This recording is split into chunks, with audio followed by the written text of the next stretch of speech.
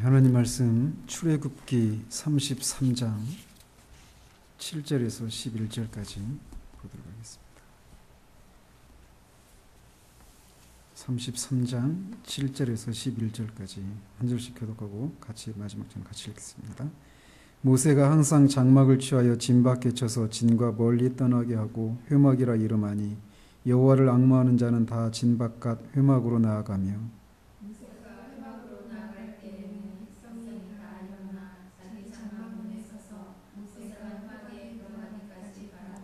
모세가 회막에 들어갈 때 구름 기둥이 내려 회막 문에 서며 여호와께서 모세와 말씀하시니 모든 백성이 회막 문에 구름 기둥이 서 있는 것을 보고 다 일어나 각기 장막 문에 서서 예배하며 사람이 자기의 친구와 이야기함 같이 여호와께서는 모세와 대면하여 말씀하시며 모세는 진으로 돌아오나 눈의 아들 젊은 수종자 여호수아는 회막을 떠나지 아니하니라.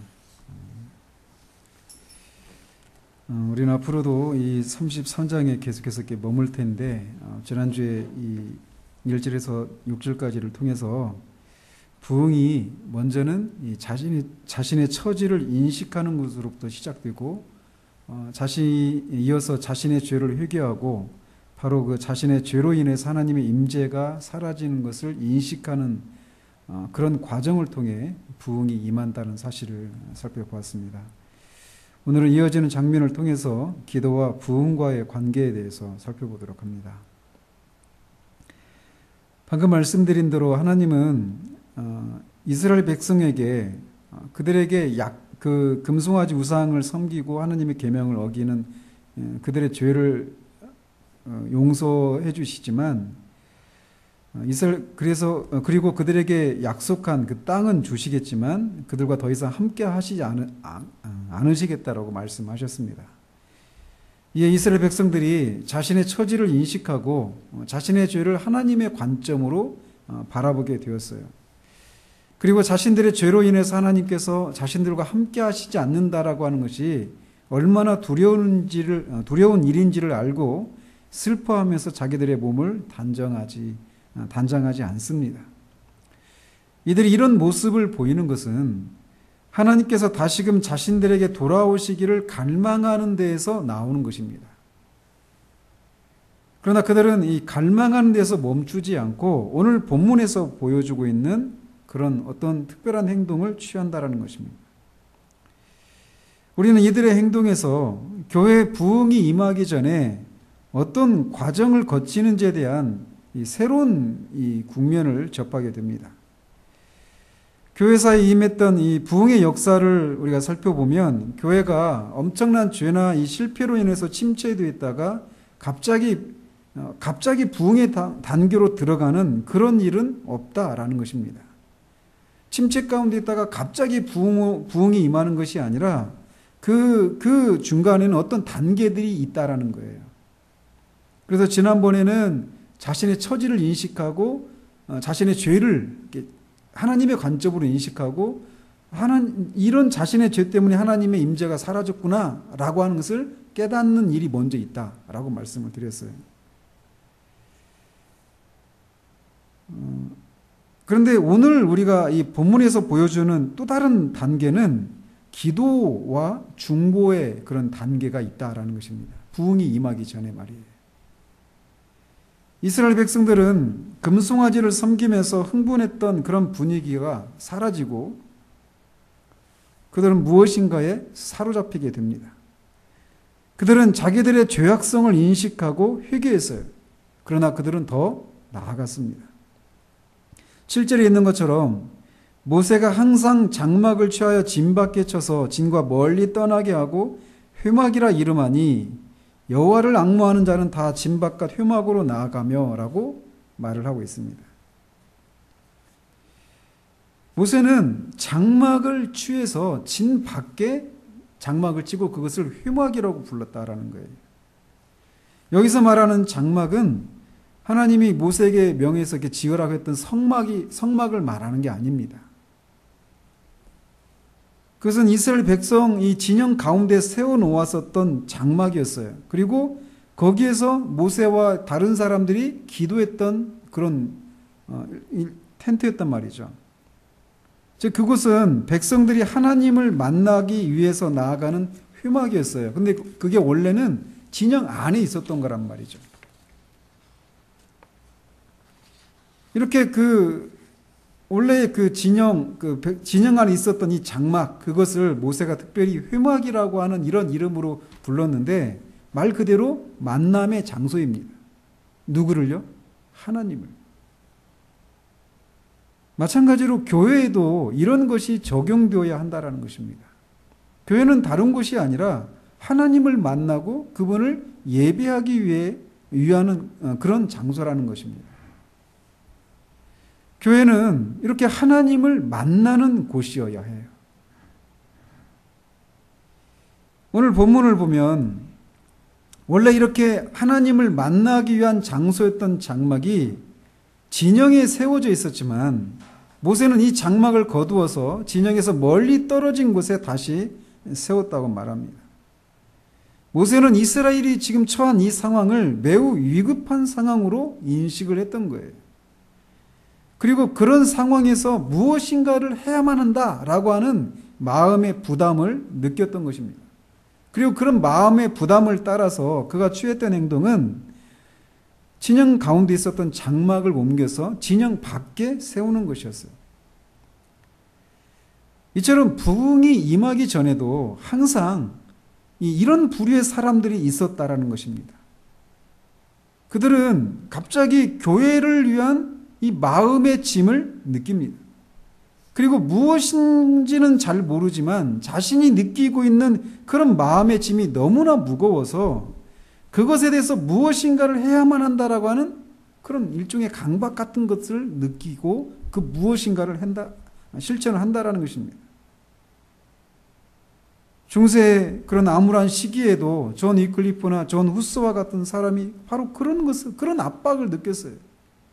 아무도 느끼지 않았던 그런 압박, 그 교회의 그 영적인 상황들에 대한 어떤 부담들을 느끼기 시작한다라는 것이죠.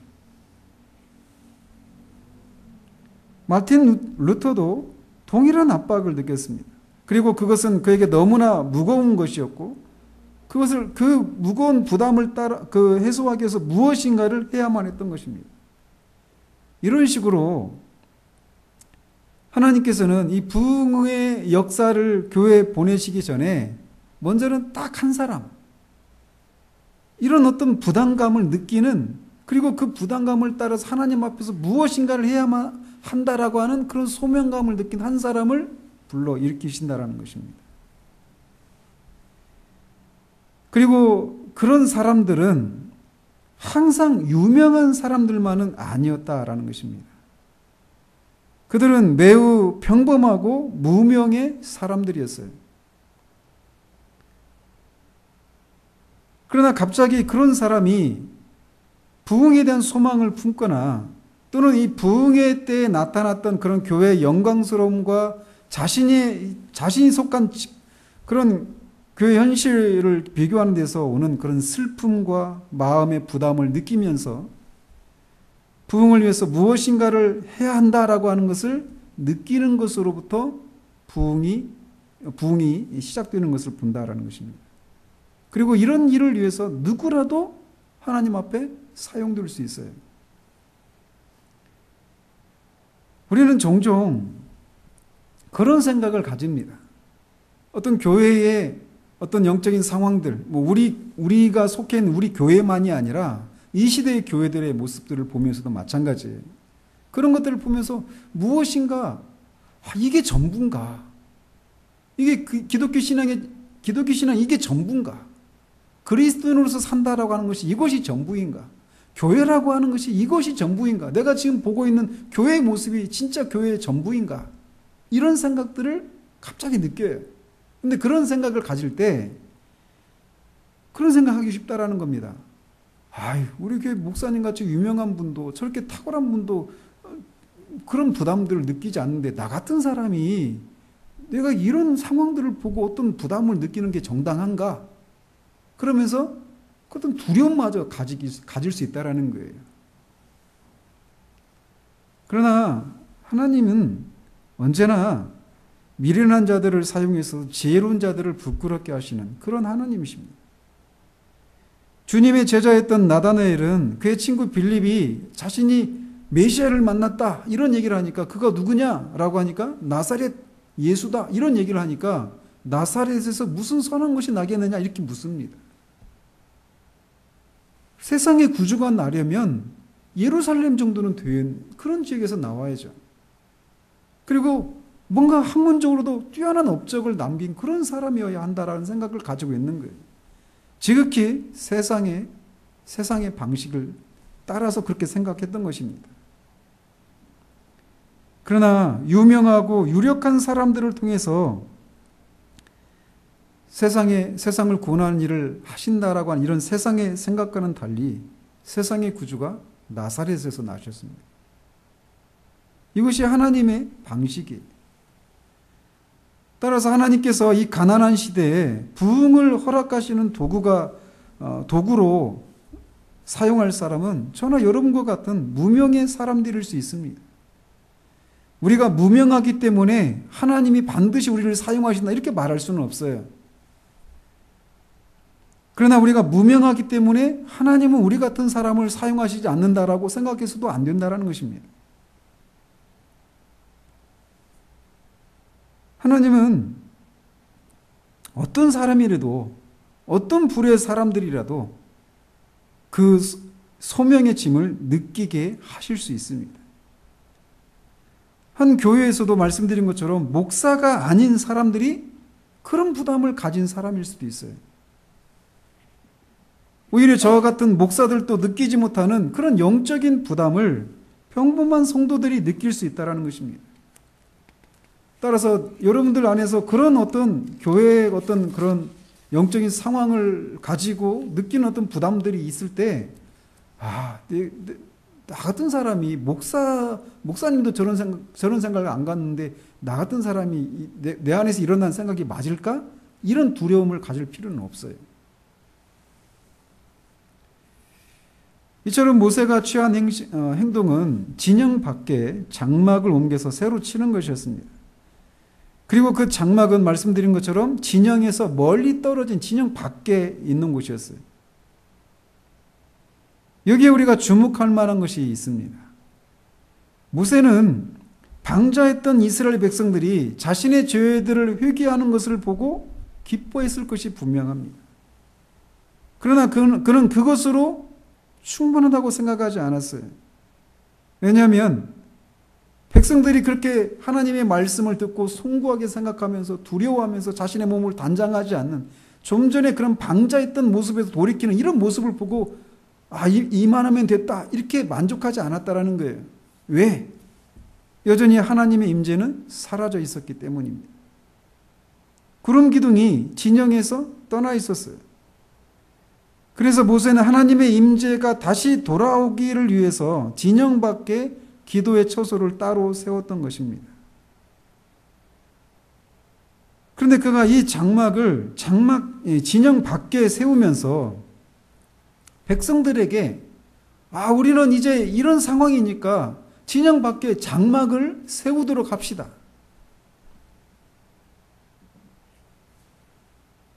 그리고 이 장막을 세우는 목적은 하나님의 임재가 다시 돌아오기를 위해서 우리가 기도하기 위해서인데 그 하나님의 임재가 다시 돌아올 때까지 우리가 24시간 동안 기도가 끊어지지 않도록 합시다. 그래서 24시간 동안 기도할 사람들의 명단을 조직하고 짜서 그렇게 순번을 짜서 그렇게 막 떠들썩한 방식으로 장막을 치고 거기서 기도하려고 시도하지 않았다라는 거예요. 그는 다만 하나님의 임재가 다시 돌아오기를 갈망했고 전과 같이 진영 가운데에서 중보기도를 할 수 없다라고 하는 것을 느꼈을 뿐이었습니다. 그래서 진영 밖으로 나가서 장막을 세웠던 것입니다. 그는 이스라엘을 위해서 중보할 마음의 짐을 느꼈고 그것을 위해서 진영 밖에 장막을 세운 것이에요. 다만 자신이 느끼고 있는 그런 부담을 느끼는 사람들도 참여할 수 있도록 문을 열어놓았을 뿐입니다. 그런 이 장막에서 기도하자라고 하면서 사람들을 조직하고 떠들썩하게 어떤 그 광고를 하는 이런 식으로 이 일을 진행하지 않았다라는 거예요. 그냥 자신이 가지고 있는 느끼는 그 부담을 따라서 그런 갈망을 쫓아서 진영 밖으로 나가서 장막을 세우고 거기서 기도하려고 했던 것입니다. 그러자 여호와를 앙망하는 자는 다 진 바깥 회막으로 나아가는 일이 일어났습니다. 이스라엘 백성 모두가 이 장막으로 나간 것은 아니었어요. 다만 모세처럼 하나님의 임재가 다시금 이스라엘에게 돌아오기를 갈망하고 그것을 위해서 중보해야겠다라고 하는 그런 마음의 부담을 느낀 사람들만 진영 밖에 있는 장막으로 나아갔던 것입니다. 광고를 해서 사람들에게 알리고 조직적으로 사람들을 동원해서 나가는 것이 아니었다라는 거예요. 이처럼 부흥을 위해서 조직적으로 어떤 기도 모임을 결성하고 우리가 이렇게 부흥을 위해서 기도합시다. 이런 식으로 조직적인 행동을 통해서 하는 방식을 쫓아서 부흥이 임하는 것이 아니다라는 것입니다. 부흥은 다른 사람은 느끼지 않는 어떤 마음의 그런 어떤 부담을 느끼고 스스로 기도를 통해서 그 부담감을 떨어버리지 않고는 배길 수 없는 마음을 품은 사람이 먼저 기도하는 것으로부터 시작이 된다라는 거예요. 그리고 그렇게 기도가 시작되면 그 사람과 똑같은 부담을 느낀 어떤 사람들이 그 모임에 동참하고 함께 하나님께 부르짖게 되는 겁니다. 모세는 장막을 치되 진에서 멀리 떨어진 곳에 졌습니다. 즉 그는 구약의 교회인 이스라엘 공동체에서 따로 떨어져서 나와서 장막을 쳤다라는 거예요. 이것은 우리에게 부흥에 대해서 또 다른 통찰을 우리에게 제공해 주는데 그것은 부흥이 일어나기 전에는 이런 떨어짐의 요소가 있다라는 것입니다. 모든 부흥의 역사를 살펴보면 그 어떤 부흥도 공식적인 운동이 아니었다라고 하는 것을 우리는 발견하게 됩니다. 딱 10년 전인데 2007년에 평양 대부흥을 위해서 기도한다면서 전 교단이 대대적인 홍보와 조직적인 운동을 통해서 부흥을 위해서 반짝 기도하는 그런 방식으로 부흥이 임한 전례는 없다라는 거예요. 언제나 부흥은 교회 내에 어떤 비공식적인 모임이나 일단의 그런 사람들의 그 모임으로부터 시작이 되었던 것을 보게 됩니다. 어떤 면에서 그들은 조직 밖의 사람들이었어요. 앞에서 언급해드린 존 위클리프나 존 후스도 그런 사람들이었고 그들은 비공식적으로 움직였습니다. 그렇기 때문에 이 공직에 있는 사람들이 이런 사람들을 싫어했어요.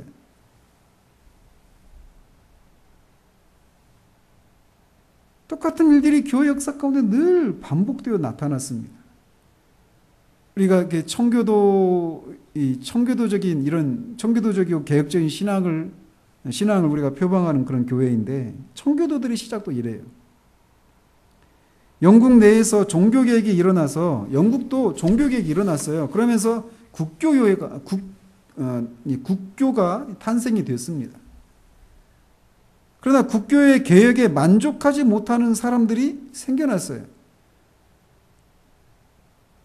그들은 국교도의 가르침과 목표가 성경에 일치하지 않는 것을 보면서 불만을 느끼면서 시작이 되는데 우리가 이 청교도라고 이렇게 알려진 그런 분파가 그런 식으로 시작이 된 겁니다. 처음부터 청교도를 결성하자, 한 분파를 결성하자 이렇게 해서 결성된 게 아니라는 거예요.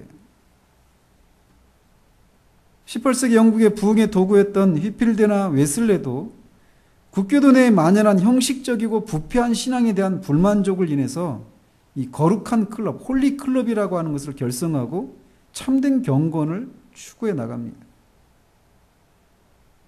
그리고 나중에는 이제 우리말로 이 감리교가 메소디스트라고 이렇게 번역을 하는데 사실 메소디스트가 그런 의미가 아니거든요.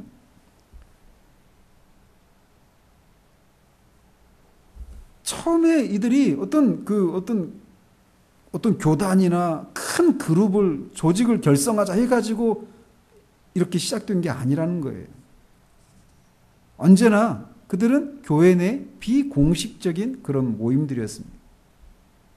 처음 그런 그룹들에 속한 사람들은 소수였고, 그들의 모임도 공식적인 모임이 아니라 교회 내 작은 교회와 같은 비공식적인 모임이었습니다. 말하자면 이들 모두가 진 밖에 장막을 친 것이라고 할 수 있어요. 이들은 교회 내에서 어떤 부담감을 느끼고 같은 마음을 품고 교회 밖에 함께 모였던 비공식적인 모임이었던 것입니다. 그런 걸 보면서 우리도 부흥이 오도록 하기 위해서는 우리도 어떤 비공식적인 모임을 만들어야 되겠구나 이렇게 생각하다면 벌써 그 생각이 공식적인 조직을 세우는 것이 된다는 거예요. 그것을 말하는 게 아닙니다. 말씀드리고 싶은 것은 하나님께서 자기 교회 안에서 이런 부흥의 역사로 시작하실 때 언제나 하나님께서 그런 방식으로 역사하신다라는 거예요. 하나님은 어떤 사람들, 즉 말하자면 떨어져서 함께 모여서 조용하고 떠들썩하지 않게 모이는 어떤 사람들을 통해서 일을 하신다라는 것입니다. 이들에게 다른 사람들이 가지지 않는 그런 소명감, 거룩한 부담감을 부어주시고 그들이 자발적으로 모이는 것을 통해서 부흥이 시작이 된다는 거예요. 이런 모습은 오늘날 하나님이 이리 부흥되기를 구하면서 대대적인 홍보와 조직 그리고 각종 후원을 끌어모아서 행사를 진행하는 그런 모습과는 사뭇 다른 모습입니다. 큰 행사를 주최할수록 후원자들의 후원을 끌어모으기가 쉽습니다. 왜냐하면 그런 큰 행사에 후원한 사람의 이름이 들어가고 또 그 사람이 한 순서를 맡아서 자신과 자신의 교회를 알릴 수 있는 기회이기 때문에 그래요. 그러나 부흥은 그런 공식적인 그런 모임들을 통해서 오는 것이 아니다라는 것입니다. 하나님이 주신 부담감을 인해서 이렇게 교회에서 떨어져 나온 것 같은 사람들은 자신의 모임을 후원할 사람을 바라보지 않고 오직 하나님만 바라봅니다. 모세도 역시 그렇게 했어요. 그런 백성들의 대대적인 후원과 자신의 계획을 도와줄 협력자들을 모으지 않았습니다. 그가 한 것은 다만 하나님이 주신 그런 부담을 쫓아서 진 밖에 비공식적으로 그런 기도처소를 세운 것이었어요. 그러자 같은 부담을 느낀 여호와를 앙망하는 자들이 자발적으로 그 기도처소에 모여들기 시작하고 부흥을 위해서 하나님의 임재가 다시 돌아오기를 위해서 기도하는 것이죠. 그런 방식으로 부흥이 임한다라는 거예요. 또한 모세가 장막을 진영 밖에 세운 이것은 이스라엘의 죄로 인해서 이 진영이 이제 부정해졌다. 그렇기 때문에 이 진 안에서 벗어나야 한다라고 하는 의도적인 행동이었습니다. 그리고 그런 행동은 하나님을 향한 헌신의 태도에서 나온 것이라고 할 수 있습니다. 즉 모세가 이렇게 진 밖에 장막을 세운 것은 이런 의미가 담겨 있다라는 거예요. 우리는 하나님의 방식으로 일을 해야 한다. 우리는 부정에서 벗어나야 하고 이 죄악된 분위기에서 떠나야 한다. 우리는 대신 이 진 밖에 여기에서 함께 모여야 한다. 이런 의미가 담겨 있다는 것입니다. 이것이 바로 헌신이에요. 즉 자신을 구별시켜서 거룩해지는 것입니다. 이것이 바로 부흥이 임하기 전에 하나님으로부터 부흥에 대한 소명을 받고 부담을 느꼈던 사람들에게서 일어났었던 일이기도 합니다. 그들은 갑자기 자신이 속한 곳의 영적인 현주소를 인식하기 시작합니다. 그리고 그곳에 만연한 부패와 부정함과 부도덕함을 또 생명력 없는 것을 인식하기 시작해요. 그리고 더 이상 그런 곳에서 머물 수 없고 그런 상태로부터 자신을 분리시키고 구별해서 참된 거룩함과 생명력 있는 삶을 위해 하나님께 자신을 구별시키고자 하는 일을 하기 시작하는 겁니다. 그래서 자신을 구별한다라고 할 때 그 자신이 속해 있던 공동체를 떠나는 어떤 물리적인 그런 것만, 그런 의미의 분리만을 의미하는 것이 아닙니다. 그들이 여전히 그런 부담감을 갖고 자신을 분리시킨다고 하더라도 여전히 자신이 속한 공동체 안에 머무를 수 있어요. 다만 그 원리를 지금 말씀드리는 겁니다. 더 이상 이런 썩어진 현실, 이 가난한 현실, 부패한 현실에 안주할 수 없다라고 하는 부담감을 느끼고 자신을 그런 영적인 흐름에서 분리시켜서 하나님께 긍휼과 자비를 구하고자 하는 시도들이 일어난다라는 거예요. 이렇듯 부흥이 일어나기 전에 자신이 지금까지 아무런 문제의식을 느끼지 않은 채 신앙생활을 해왔지만 갑자기 그 현실을 인식하기 시작하는 거예요. 그 모든 것이 성경에서 말하는 것과 너무나 다른 것임을 자각하고 자신을 그런 현실로부터 구별시켜서 전적으로 하나님께 자신을 드리고자 하는 헌신의 요소가 부흥이 오기 전에 늘 있다라는 것입니다. 지금까지 그들은 그런 부담을 갑자기 느끼기 시작하기 전까지, 그리고 자신이 속한 그 현실이 어떻다라고 하는 것을 인식하기 전까지 그들에게는 아무런 문제가 없었습니다. 그들은 매주 정기적으로 예배를 드리고 있었고 그 안에서 자신이 맡은 일들을 충실하게 감당해 왔습니다. 정기적으로 기도 모임이나 성경 공부와 예배에 참석하고 성도들과 교제를 부지런히 해왔어요. 그런데 불현듯 자신의 영적인 가난함과 자신이 무엇인가 자신에게 결핍되어 있는 어떤 무엇인가를 인식하기 시작합니다. 그리고 그것이 단지 자신만이 아니라 자신이 속한 교회 전체의 상황이라고 하는 것을 인식하기 시작해요. 그리고 동시에 그 교회의 실상을 바라볼 때 전에는 아무런 문제가 되지 않았던 것을 속에 있는 많은 것들이 부도덕하고 부정하고 부패해 있다라고 하는 것을 자각합니다. 그리고 자신도 그 속에서 먹고 마시면서 아무런 문제 없이 살아왔지만 이제는 그것이 문제가 되기 시작해요. 더 이상 그 부패함과 부도덕함과 부정함과 생명 없음 속에서 아무렇지 않게 살 수 없다라고 하는 것을 인식하고 자신을 그런 무리에서 분리시킵니다.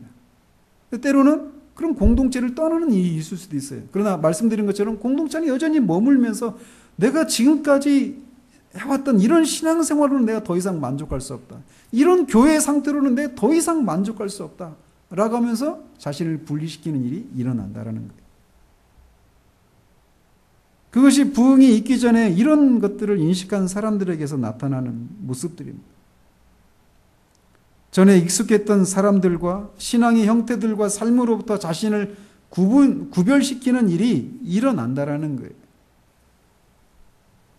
그래서 진짜 삶이 아니면, 진짜 생명을 누리는 것이 아니면 안 된다라고 하는 생각이 그들을 사로잡고, 그런 사로잡힌 그런 생각들이 그렇게 사람들로 자기에게 그렇게 익숙했던 그런 사람들과 그런 신앙의 형태들로부터 자신을 분리시킬 때 자신이 감수해야 될 이런저런 손해들도 그에게 더 이상 문제가 되지 않는, 진짜 생명을 누릴 수만 있다면, 진짜 그리스도인의 삶을 살 수만 있다면, 진짜 교회가 무엇인지를 알고 살 수만 있다면 얼마든지 그런 대가들을 치르겠노라고 하는 이런 생각들이 있으면서 자신을 그런 전체적인 가난함, 이 부패함, 생명 없음, 이 흐름에서 자신을 분리시키는 일이 일어난다라는 것입니다.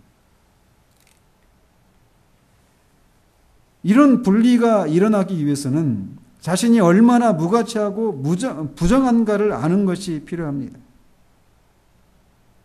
그것을 인식하기 전까지 아무런 문제의식을 느끼지 못하고 자신을 구별시키는 일도 일어날 수가 없어요.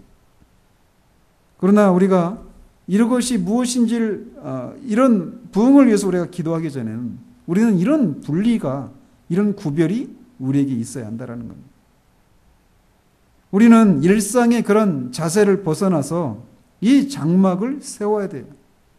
그것은 예외적인 것이고 비상한 것이 되어야 합니다.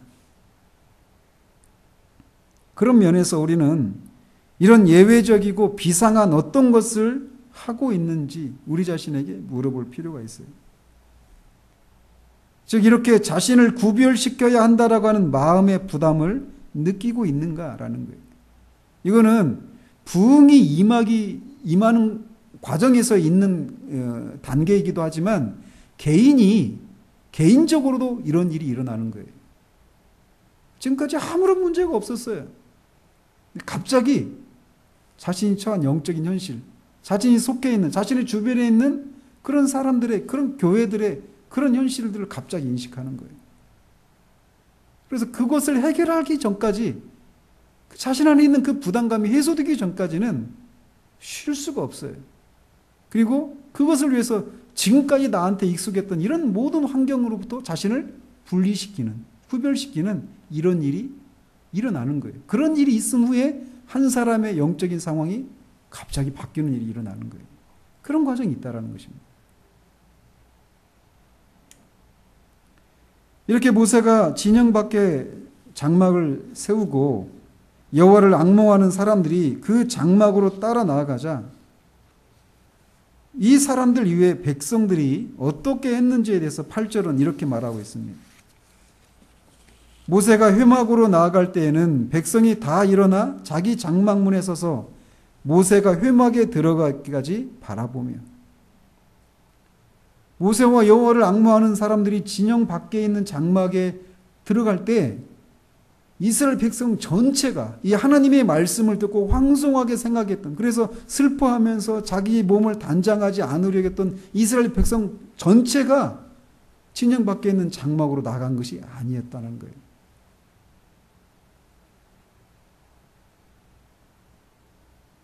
대부분의 백성들은 모세가 그 일행이 회막에 들어가는 것을 자기 장막에서 그냥 지켜보고 있었습니다. 그들은 무엇인가가 일어나는 것을 의식하긴 했지만 그것이 무엇인지를 알지 못했고 이해하지도 못했고 동참하지도 않았어요.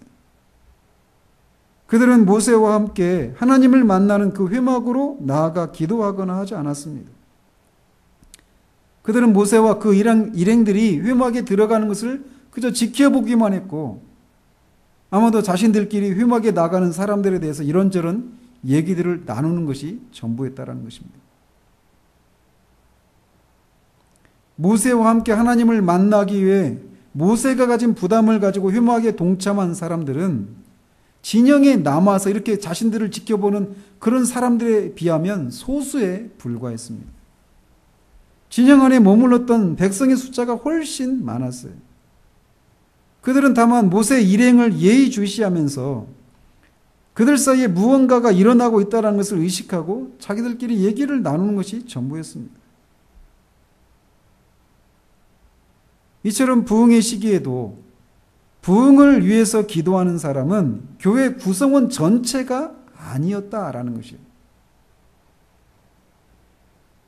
만약 교회 전체가 부흥을 위해서 기도하기를 기다린다면 아무 일도 일어나지 않을 것입니다.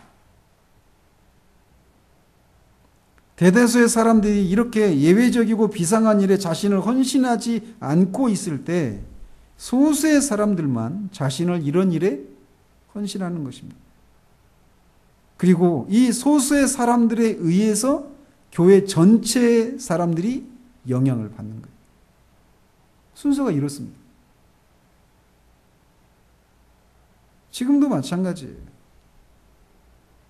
지금의 이 교회의 상황이 하나님의 직접적인 간섭하심이 아니면 안 된다라고 하는 것을 인식한 소수의 사람들의 기도를 통해서 부흥이 오고 그것이 교회 전체에 영향을 미친다라는 것입니다. 따라서 전체 교회가 그 필요를 자각하고 그것에 대해서 마음의 부담을 가지기를 기다려서는 안 돼요. 하나님이 지금 그런 마음의 부담을 우리에게 주셨다라면 그 부담을 가지고 먼저 기도하는 겁니다. 오랜 시간을 혼자서 기도할 수도 있어요. 그리고 그 과정은 쉽지 않습니다. 말씀드린 것처럼 교회 목사도 이 교회 영적인 상황을 바르게 인식하지 못하고 그냥 나만 느끼고 있는 것일 수 있어요. 다른 사람들도 아무런 문제의식을 가지고 있지 않고 다 만족스럽게 생활하고 있단 말이에요. 그런데 자기에게는 그런 부담이 있어요.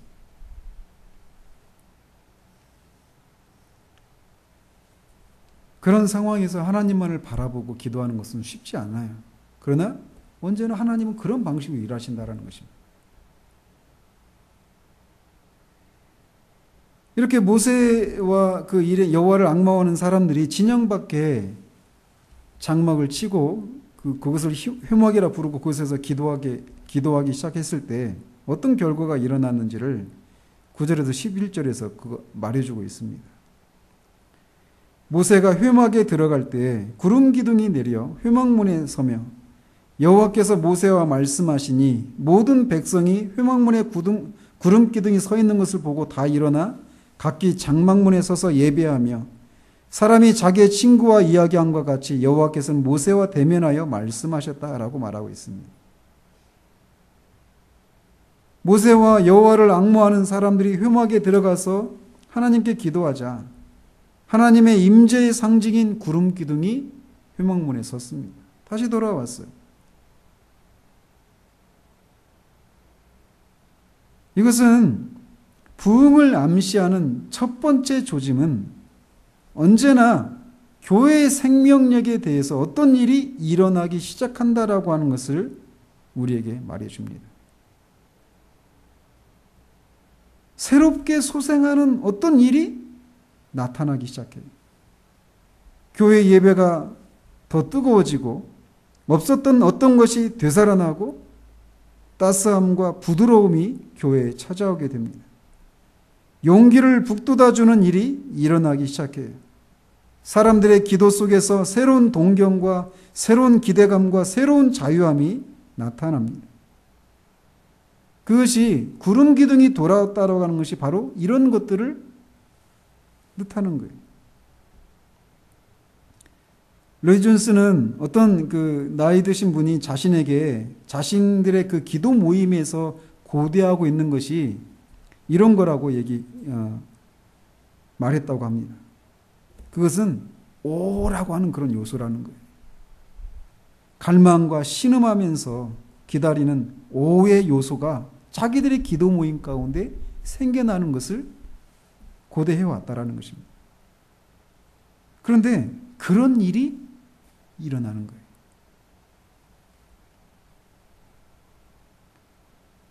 하나님은 모세의 행동을 기뻐하신다라고 하는 몇 가지 표징을 보여주십니다.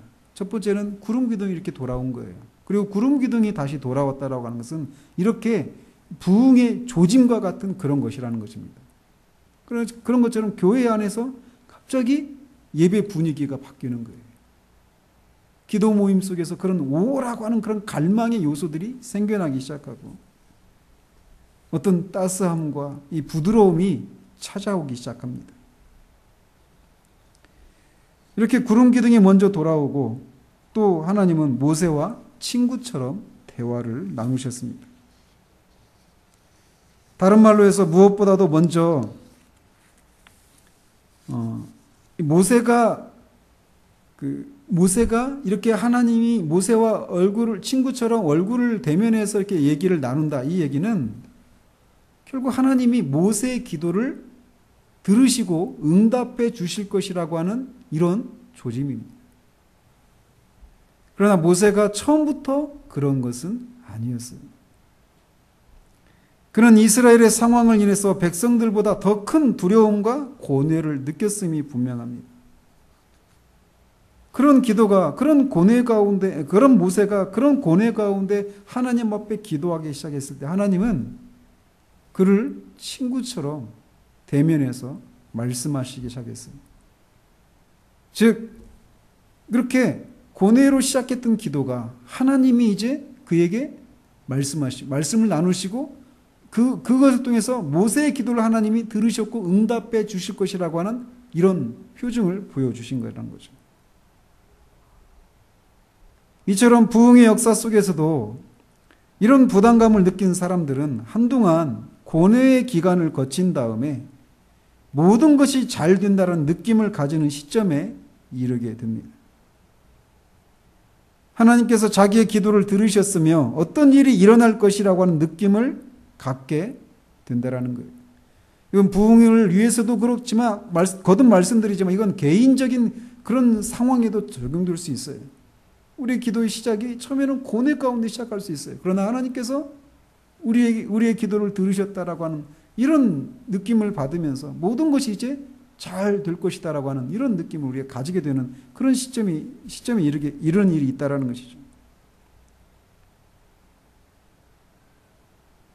모세가 그렇게 회막에 나가서 고뇌로 시작했던 그 기도 가운데 하나님이 그의 기도를 들으셨고 응답해 주실 것이라고 하는 이런 표징을 보이자 멀리서 지켜보기만 했던 사람들에게도 어떤 일이 일어납니다. 그들은 진영 안에 있으면서 멀리 진영 밖에 있는 장막에 구름 기둥이 임하고 하나님이 모세와 친구처럼 얘기하는 이런 것을 지켜보면서 자신들이 서 있던 이 장막 문에서 하나님께 경배하기 시작합니다. 이것이 바로 온 교회가 부담을 느꼈던 소수의 사람들에게 어떤 일들이 일어났다라고 하는 것을 발견했을 때 보이는 모습이라고 할 수 있어요. 전체 교회가 이제 영향을 받고 그 영향에 사로잡히게 됩니다. 그러나 때로는 여기서는 이 일이 그냥 금방 일어난 것처럼 보이지만 때로는 이렇게 되기까지 오랜 시간이 걸릴 수도 있습니다. 그러나 분명한 것은 하나님이 어떤 사람에게 주신 그 마음의 부담을 가지고 시작된 그 기도는 반드시 이런 결과가 일어나게 되어 있다는 것입니다. 하나님은 모세와 대면해서 친구처럼 말씀하셨습니다. 이것은 얼마나 놀라운 일입니까? 그래서 모세는 자신에게 일어난 이 일들을 진영에 남아있는 백성들에게 알리기 위해서 다시 진으로 돌아왔습니다. 그렇지만 11절에 보면 눈의 아들 젊은 수종자 여호수아는 회막을 떠나지 않았다라고 말하고 있습니다. 모세는 하나님께서 자신에게 말씀하시는 것을 통해서 자기의 기도가 하나님께 상달되었고 이제 기도의 응답이 이루어질 것이라고 하는 것을 알았어요. 하나님의 임재의 상징인 구름 기둥이 돌아온 것은 하나님께서 다시 한번 백성들에게 은혜를 베푸실 것이라고 하는 것을 의미했습니다. 그래서 그는 이것을 백성들에게 알리기 위해서 진으로 돌아갔어요. 그러나 여호수아는 남아 있었어요. 그것은 모세가 여호수아에게 남아 있도록 하게 한 것이죠. 이것을 통해서 모세가 얼마나 영적으로 생각할 줄 아는 사람인가를 우리에게 말해주고 있습니다. 그는 이 구름 기둥이 돌아오고 하나님이 자신에게 얼굴을 대하고 친구처럼 말씀하신 것을 통해서 하나님께서 이스라엘에게 다시 돌아오실 것에 대한 일종의 약속을 받은 셈입니다. 그러나 그것은 시작에 불과하다라고 하는 것을 알았어요.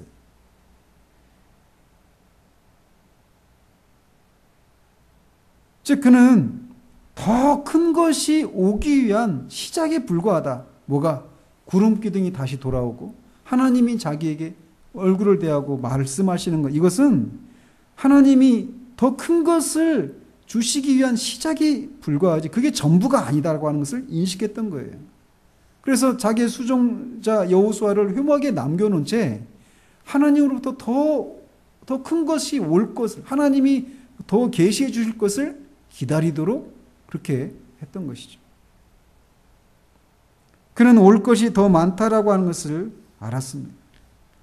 그는 시작의 그 시작 단계에 있는 것이 전부인 것처럼 생각하면서 그냥 그것으로 만족하지 않았다라는 거예요. 그는 집요하게 하나님이 더 큰 것을 주시기까지 기다렸던 것입니다.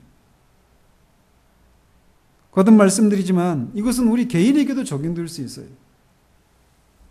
갑자기 우리가 하나님이 주신 어떤 부담을 가지고 하나님 앞에 기도하기 시작합니다.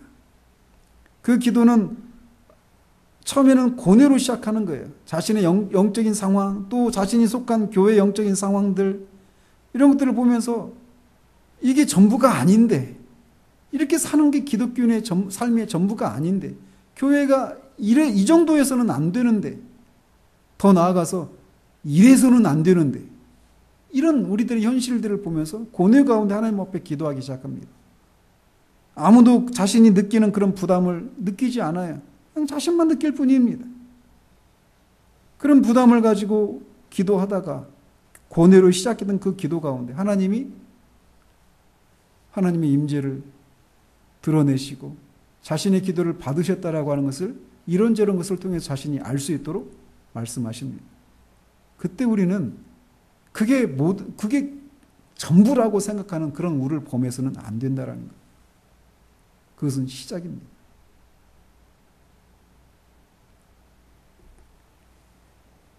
그러므로 우리는 이 단계에서 이 부흥이 어떤 식으로 오는가라고 하는 이런 어떤 단계를 거쳐서 오는가라고 하는 것을 살피면서 오늘 이 본문에서 말하고 있는 것처럼 여기서 말하는 이 회막에 대해서 우리가 무엇인가를 아는지 스스로 물어봐야 됩니다. 회막에 나가서 자신을 구별시켜서 일상적이지 않고 예외적이고 비상한 방식의 기도를 통해 하나님께 자신을 드리는 것이 무엇인지를 아는지 우리가 물어야 한다는 거예요. 뿐만 아니라 그렇게 하나님 앞에 스스로를 구별시켜서 하나님 앞에 자신을 드리는 그런 기도 가운데 하나님이 응답하셨지만 하나님으로부터 더 많은 것이 올 것을 기대하며 하나님을 더 바라보고 기다리는, 집요하게 기다리는 이것이 무엇인지를 우리가 아는가라는 겁니다. 부흥은 이런 단계를 통해서 옵니다. 그래서 누군가가 말씀드린 것처럼 하나님이 주시는 그런 부담들, 그 부담은 하나님이 해결해 주시기 전까지는 사라지지 않는 그런 부담이에요.